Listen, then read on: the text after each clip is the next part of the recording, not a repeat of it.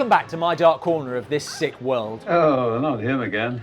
1966's The Deadly Bees was produced by British company Amicus and wastes no time getting to the point.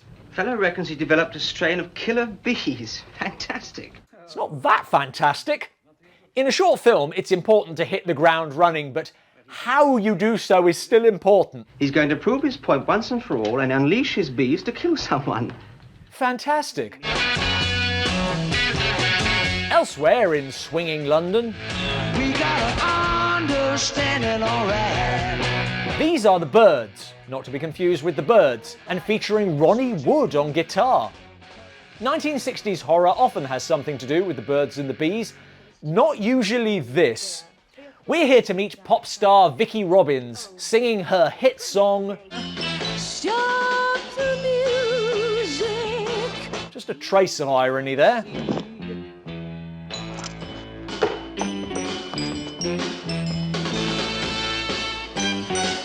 Vicki's been overdoing it, and her doctor, played by Hammer regular Michael Gwynn, recommends she take a break on an island. Oh, the bathroom. It's up here. Bathroom? I thought you people crapped in a bucket. It is quiet, as the island seems to be solely inhabited by 2 beekeepers and Michael Ripper, I tell you one good thing about this, though. naturally playing a landlord. And our special constable. As mentioned in our recent special on Hammer's most prolific character actor, landlord and policeman very much in the Ripper wheelhouse. But it's all about the beekeepers. Vicki's host, Hargrove, As far as I'm concerned, it's worth every moment. I've never tasted honey like it. and 5 minutes walk away, Oh, you keep bees too? Yes. Manfred, played by Frank Finlay. Organize your hives, will you?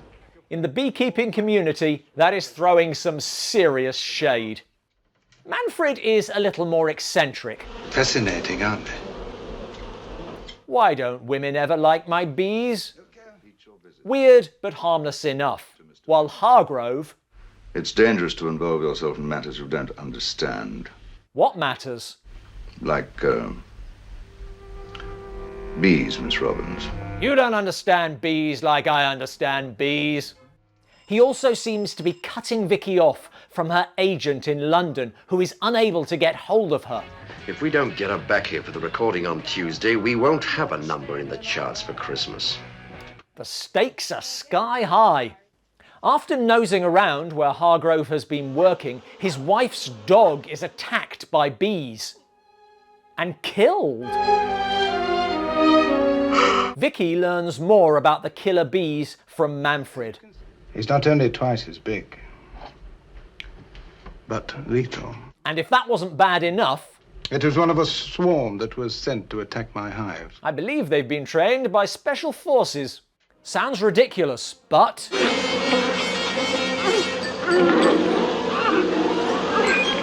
word reaches the Ministry of Bees. Woman stung to death on Seagull Island by bees. I bet you're feeling pretty foolish now. Does seem a bit of a coincidence, don't you think? A shocking insight into how blasé Whitehall are about the dangers of bee attack. Manfred has a solution. Now, these moths, it's quite incredible. They can make a very high-pitched note, which hypnotizes the bees. I'm building an army of moths. I had made a recording of a note that was of the very same frequency as that made by the moth. Also seems to hypnotise everyone to whom I tell this story. I was then able to hypnotize these deadly killer bees just long enough to capture one or two of them. Every time he comes in, I entertain a brief hope the film might liven up. But all he does is to remind us that while a ridiculous film is bad, a ridiculous, boring film is so much worse. I want to see the film about Frank Finlay hypnotising bees. They just laugh at me. That would be an improvement. Unintentionally, there are some very funny lines in this. Them and his horrible bees. Mostly related to this being a community that has nothing going on but beekeeping. But surely you and Mr. Hargrove are the only beekeepers on the island. But it never leans into that. He's a very experienced beekeeper. Now, Vicky is attacked. Trapped in a bathroom, she has an idea.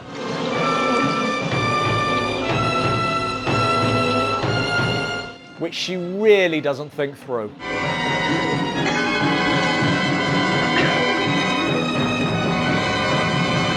The evidence against Hargrove is stacking up. Hargrove must have been trying out his bees on me to make sure that the scheme would work before sending the bees to attack his wife. It's always the most obvious solution. But now... But obviously you know that I've been lying. The killer bees were mine. To be honest, I had a hunch because they were pouring it on so thick with Hargrove. And this is arguably the only interesting thing about the movie. Hargrove is a red herring suspect, and when movies do this, there will usually turn out to be some reason why the red herring has been unfriendly, suspicious, and unpleasant, and will turn out to have a heart of gold. Hargrove isn't killing people, but he's still a dick who is horrible to his wife. Mary!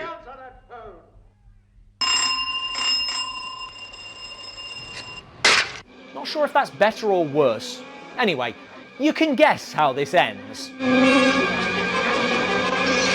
The problem here is not the lousy effects. It's much simpler. I couldn't care less. I don't think the reveal makes much sense, and the fact that Manfred requires a lengthy voiceover to explain what he's done, killed some people, and why he's done it, just 'cause, only underlines how meaningless this is, but I'm not angry about that. I don't care. Have you ever heard of the smell of fear? I think this is the first film I've ever watched that relies on you being so grateful that it's over, you'll buy any explanation. Sure, fine, whatever, just unlock the theatre doors and let me out. I don't care. He was so rude. And we never find out if she was #1 for Christmas. I suppose the pop world will seem pretty dull after Seagull Island. Thanks for watching. Please sting the like button. For more and better films featuring Michael Ripper, please check out our recent special. Ripper played a fair few landlords. What other actors seem most at home in a certain profession? Let us know in the comments below. Nutty as a fruitcake he is.